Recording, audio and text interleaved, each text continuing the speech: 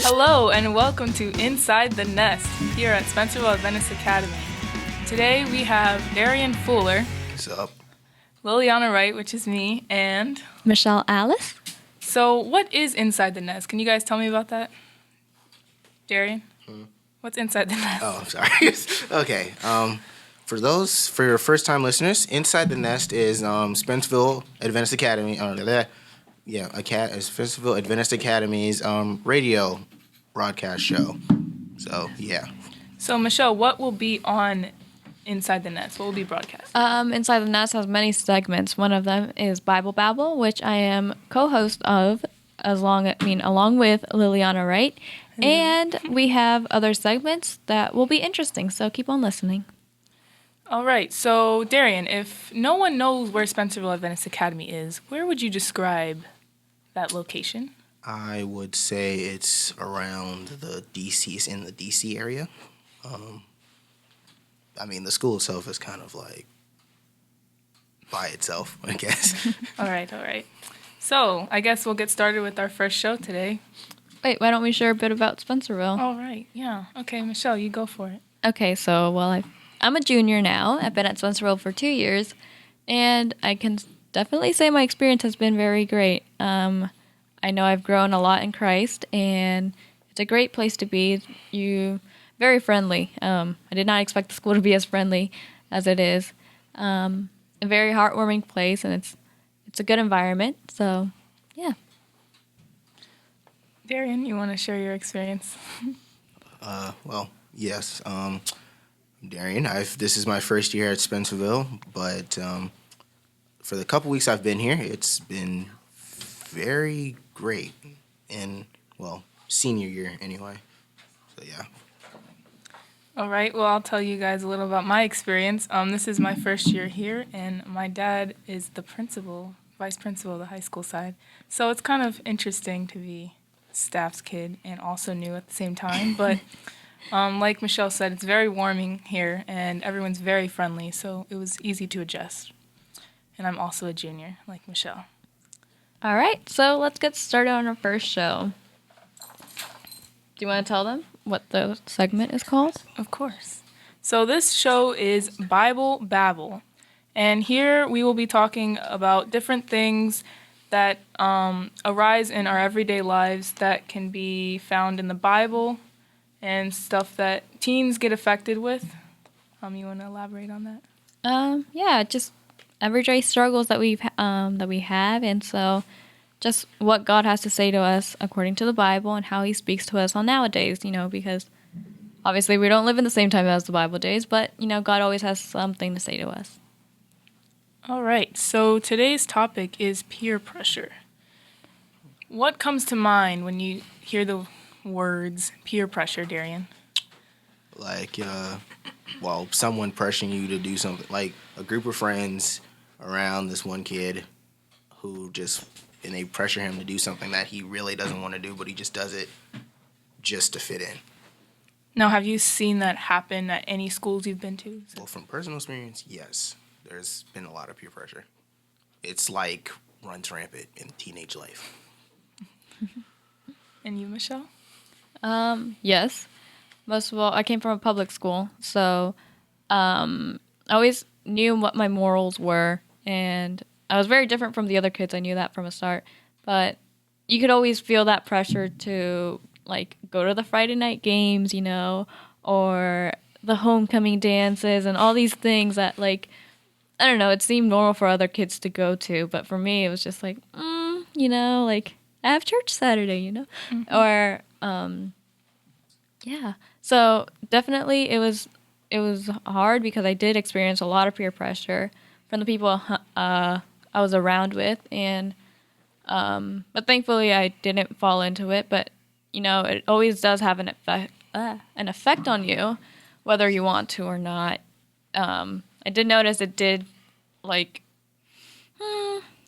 guess, changed me a little bit. Not too much, but I did find myself doing some things differently that I didn't do before, if that makes sense. As in negative things or positive things? Yeah, like I would put off doing my homework to hang with friends or like, I don't know, like just simple stuff.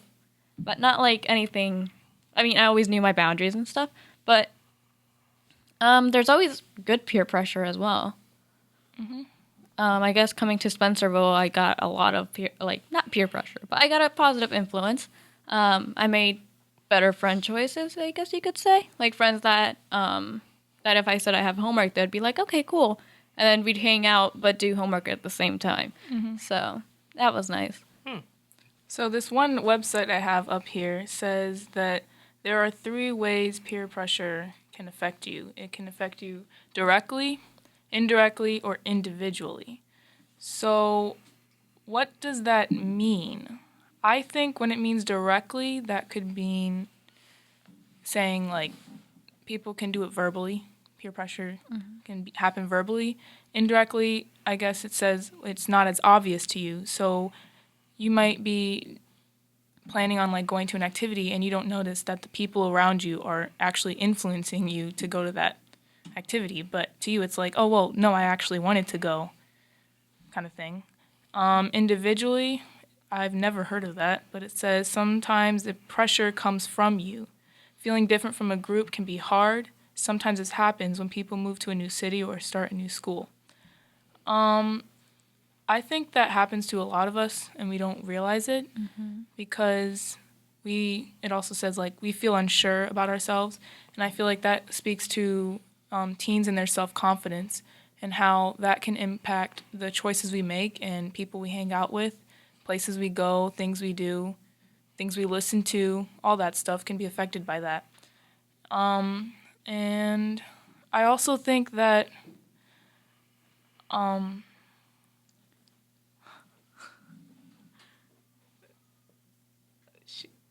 I can take it from there. This is Michelle, and just wanted to add that, well, we face peer pressure everywhere we go. Really, like at least all of us have been the new kid at some point, and so we have that pressure to, that like that feeling before the first day of school, like, am I gonna fit in? Like so many people, like I don't know, just a lot of people, different people you're not used to. Kind of hyperventilating a little bit. Yep. Like, will they accept my hyperness? So, or yeah, it's a different experience. So I think it's something we all go through. So it's not something to say, oh, you're weak for falling into peer pressure. I mean, we all do it in one way or another. So it's up to you to decide whether you take it in a positive way or a negative way. What does the Bible have to say, Liliana? So in 1 Corinthians 10:13, it says, "No temptation has overtaken you that is not common to man. God is faithful, and he will not let you be tempted beyond your ability. But with the temptation, he will also provide the way of escape that you may be able to endure it." Now, I think that verse is kind of explaining, the one particular part that stood out to me is, he will not let you be tempted beyond your ability. I feel like sometimes we think that God like throws things down at us and it's kind of like, whoa, we're like shot at and we don't know how to work with it. And in reality, God only gives us stuff that we can handle, and he's there for us to help us handle it. But sometimes we're so blinded that we don't understand that. And I think peer pressure is one of the effects of that. I know in Acts, it says another verse. Darian, you want to read Acts?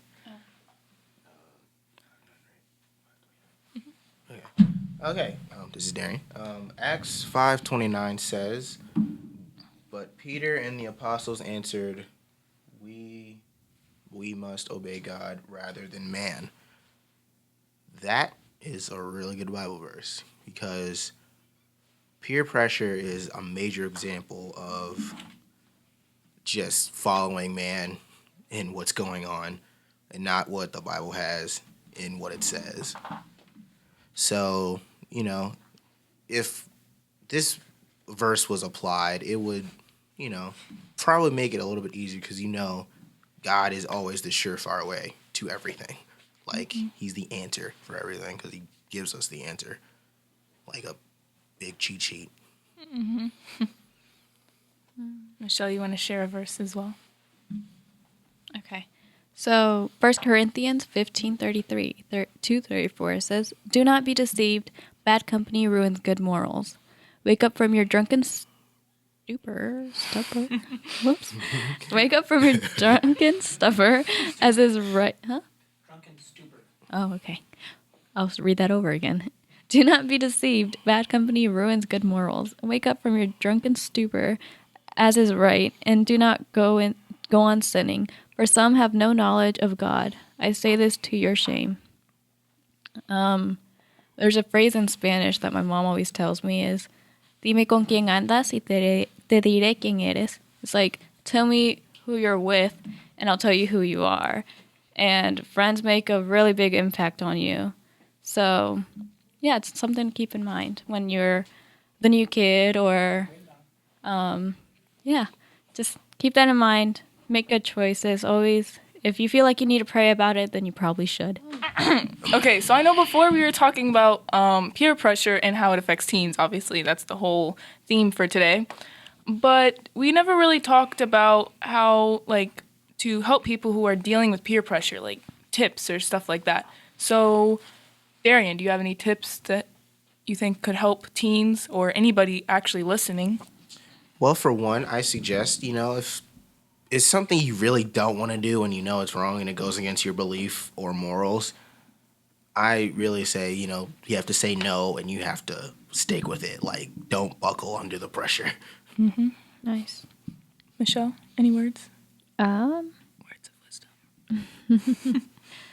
Just like Darian said, to say no, whether it's no to something you shouldn't do, or just no to something big like drugs or going to that party that nothing good's gonna come out of. So and surround yourself with better people. Yeah. So I have two sources up right now, and a few things that they mention is take action. So anytime there's negative peer pressure, you need to stand up for yourself and others, because that gives you your confidence, and also it helps you to go against the peer pressure, the negative peer pressure. Because like Michelle said earlier, there is actually positive peer pressure. Do you guys have examples of that? Well, coming to the school is definitely one. I mean, for me, too. I mean, a lot of my friends ditch me and, yeah, you should totally go to Spencerville, bro. Yeah. And I winded up here. Think a positive peer pressure is when Liliana didn't want to continue on with this class. And I begged her to. So now we have each other and we've made new friends, so that's a positive. Oh, thanks. So this other this other source says for kids, or actually I'm going to change that to teens because we're teenagers now. We're manly men now.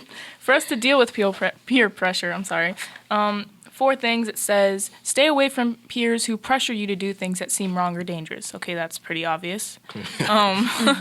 Duh. And Michelle said learning how to say no, and that's also on here. And practice how to avoid or get out of situations which feel unsafe or uncomfortable. Now that can be hard at first when you're in a new environment and you're not sure how to act, because I've even experienced that where, I used to live in a whole different state, and I moved schools like every 2 years since I've been here in Maryland. So I've had to adjust to different things, and one thing that, even though I'm at an Adventist school, and like Michelle, who was at a public school and had a different scheme of things that were there in that school, I had to also learn how to say no to things, because I'm not saying like I'm really different, but everyone's raised differently, so parents have different rules. Yeah. So there were some things that, like, for instance, sometimes my friends would be like, oh, let's go out to the movies, and I was like in 7th grade, and I'm like, I don't go out to the movies. But at first I just would be like, oh no, sorry, I'm busy, because I was kind of scared of what they would think about me if I didn't go to the movies. So I feel like sometimes other teens, not just me, deal with that because they're not sure how to express their feelings towards the pressure because they don't want to be judged by others. So I think that also can tie into the learning how to say no because you really have to stand firm into what you believe, like Michelle said with her morals, because if you don't, you really can get pushed around by other people. The last thing it says is if you have problems with peer pressure, talk to a grown-up you trust. I know as teens we don't really like talking to grown-ups because we feel like we're getting babied or they don't understand us. But to be honest, I actually don't believe that, and I never really did. I think that's also why my dad's a principal because he's good with that stuff. So I'm just able to talk to him about anything. But I also believe that other teens, they really don't understand how to talk to an adult. And one thing my dad has always told me, or he's told other students here, I believe at Spencerville, is that adults are just older kids and teens are just young adults. And it kind of was interesting to hear that, to know that, yeah, they're older, they're more experienced, but we're all the same. Even though, yes, we have different personalities, different things we've gone through, but obviously no two or even four people have gone through the exact same stuff. But the stuff that they went through actually built and made who they are as a person. And even peer pressure affects that and how you are as a person. Mm-hmm. So. And I feel like going to an adult would be helpful not only for you, but for your Christian life as well. Mm-hmm. I know that at least I can trust any adult in my school, and then I can trust that they can give me a good, honest Christian answer. And just like the other week, I had a problem. Well, not really a problem, but I just wanted to talk about something, and then I went to Miss McGowan, and it was very nice to see that. Can I interrupt you? Who's Miss McGowan? Oh, Miss McGowan's our counselor. Shout out to Miss McGowan. She's great. But yes, she gave me, she helped me. She helped me a lot, and yeah. So you said you talk to adults, and you said that helps your Christian life. So Darian, how does that relate to our relationship with God? How do we take that and how do we grow our relationship with God with that in mind of peer pressure? Well, I mean, from being a guy experience. Oh, true. I forgot about that. Yeah, us, I guess, me personally, when it comes down to having a problem emotionally, physically, or anything like that, I feel like I was always taught to, men are supposed to be the supporting pillars for everybody else. Mm-hmm, mm-hmm. And when we have problems, we take care of it, and we take care of it ourselves. And took me a really long time to get to the basis of talking to adults about problems. And I feel like that can be said about everyone talking to God, because God is legit our parent. He's all of our parent. Mm-hmm, mm-hmm. And if we apply the same thing we do to talking to earthly parents, earthly staff, and everyone else, and we apply that to talking to the Lord, it will make life 100 times easier, because He has the answers, because He's been through this so many times before. Mm-hmm. So I also think, to add to that, I literally just found this quote, and it says, "Don't change so people will like you. Be yourself, and the right people will love the real you." Mm-hmm. I think that sometimes we forget that God knows who we really are. No matter how much fake faces we put on, He really knows the real us. And He knows that when we go through the peer pressure, He knows, He reminds us, He gives us the little conscious, that we always learn in Sabbath school when we were little or whatever. He has the thought in our head that, we shouldn't be doing this, or, is that really what Michelle does? Is that really who Darian is supposed to be? Is that really who God wants you to be? And sometimes we just ignore that thought and we just keep on going because, we're selfish human beings. That's what we are, all of us. And I feel like sometimes we forget that. And this quote just like, it's like, wow, like, don't change so people will like you. It doesn't matter if people don't like you because you always have God who likes you and obviously your family. And I do know like sometimes people have families who, have issues and stuff, but you always have God no matter what. And we just have to remember that because that can help us with coping with any problem we have, no matter if it's peer pressure, if it's stress, if it's low self esteem, if it's drugs, whatever, relationships. It really, God is there for us no matter what. Yeah. I think the true. quote, "What would Jesus do?" is like, if you really think about it, Jesus lived in a time like us. He was a teen too, and although we don't really know about what Jesus did as a teen, but to know that he lived a life without sinning and lived a life 100% human yet 100% divine, like it's beautiful to know that we can count on someone who has been here and has experienced what we experience day to day, and therefore they left something for us, which is the Bible, to give us the strength and motivation to go by our days and to grow so that we can be more like him. That's a nice thought. Yeah. You think about it, like, I'm pretty sure Jesus had friends. Even in his adult life, like, there's examples of him standing up for what he knew and believed was right. Like, when he went to temple and, like, beat the frick out of people, like, he shown authority because, he ain't supposed to be selling in a darn temple. Like, who does that? Like, that's just disrespectful to the Lord and everything he stands for. Yeah, I mean, like if Jesus' life was a main example of like a giant example of how we should live our life if we're, made in his image and stuff like that. So I mean, yeah.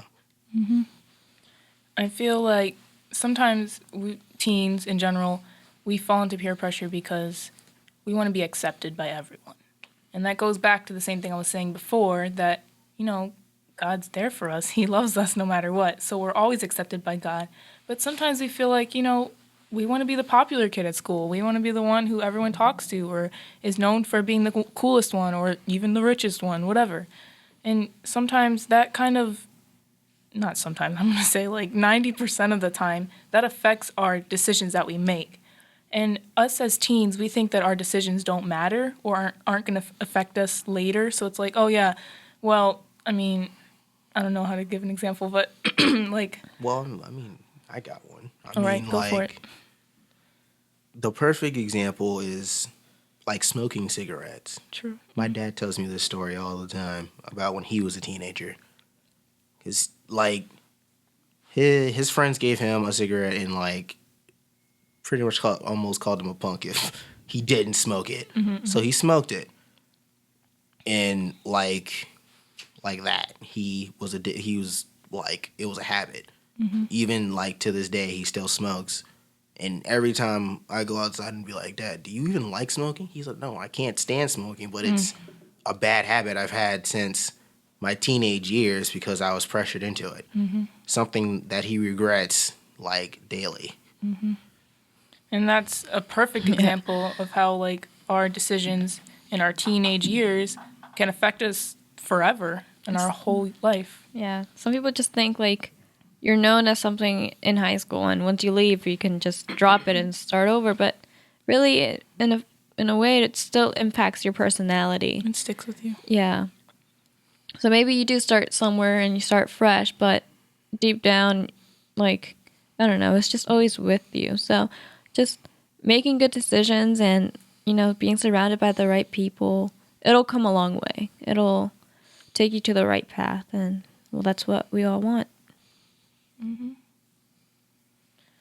So, anybody have any final thoughts before we close out this show? Just remember, Jesus loves you. I mean, that's always a really good thing to go off with. For anything.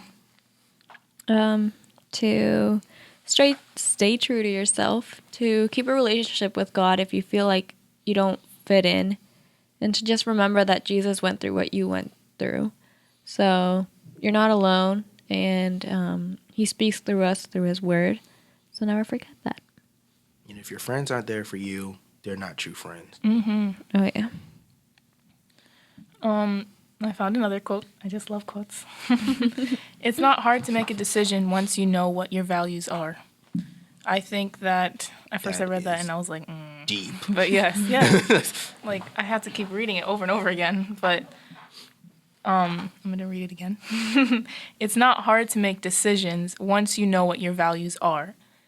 And I feel like once we have a good relationship with God, once we start, because sometimes people, they leave God and then come back, or they have like those like distant stuff.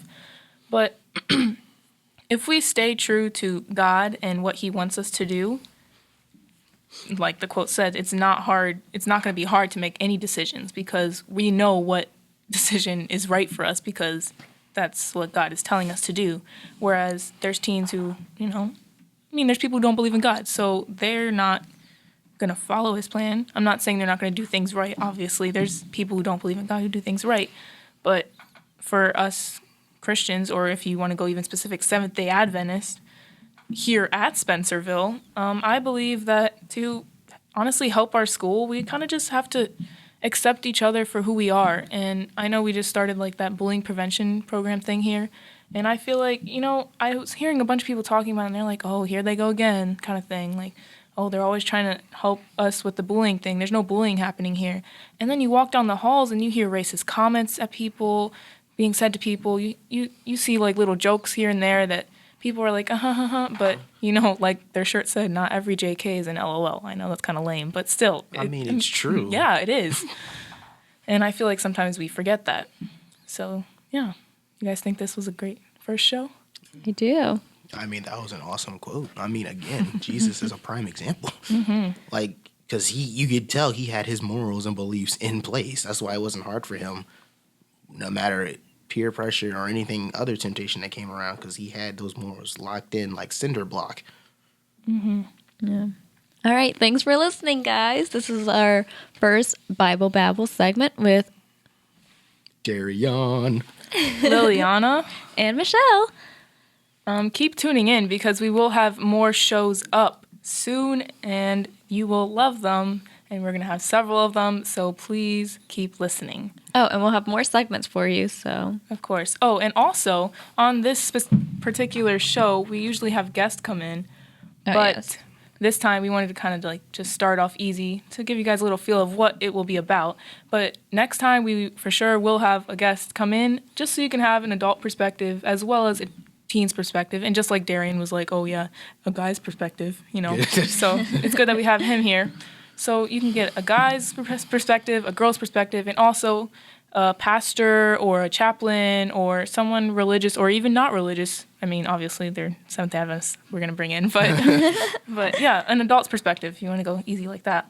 So yeah, please stay tuned in. Hope you liked it. This is Inside the Nest at Spencerville Adventist Academy. Keep it tuned here. Radio edition. What? We're failing so hard right now. Hold on.